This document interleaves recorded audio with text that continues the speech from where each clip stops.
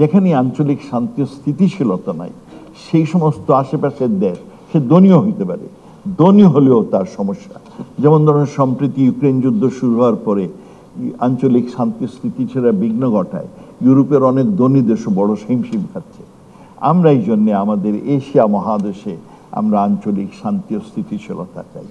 আমরা এখানে কোনো প্রক্সি ওয়ার চাই না, আমরা এখানে বিভিন্ন অজুহাতে কোনো প্রক্সি ওয়ার চাই না।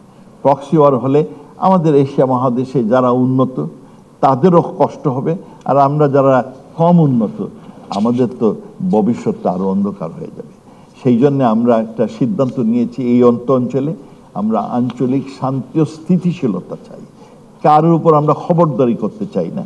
কিন্তু দুর্ভাগ্যের বিষয় যে কোনো লোক কোনো দেশ আমাদের উপর কিছুটা খবরদারি করতে চান এবং আমাদের আঞ্চলিক এই শান্তি স্থিতিশীলতা বিঘ্ন করার জন্য অনেক প্রচেষ্টা চালান। সৌভাগ্যের বিষয় যে আমাদের প্রতিবেশী রাষ্ট্রসমূহ তাদের এই ফিলসফিটা গ্রহণ করে নাই। আমরা আশা করব আগামীতেও আমরা এই আঞ্চলিক শান্তি ও স্থিতিশীলতা বজায় রাখার জন্য সারা এশিয়া মহাদেশে আমাদের এই অঞ্চলে আমরা শক্ত অবস্থানে থাকব এবং মুরলদের কথায় আমরা প্রভাবিত হব না। কারোর উপর আমরা খবরদারি করতে চাই না।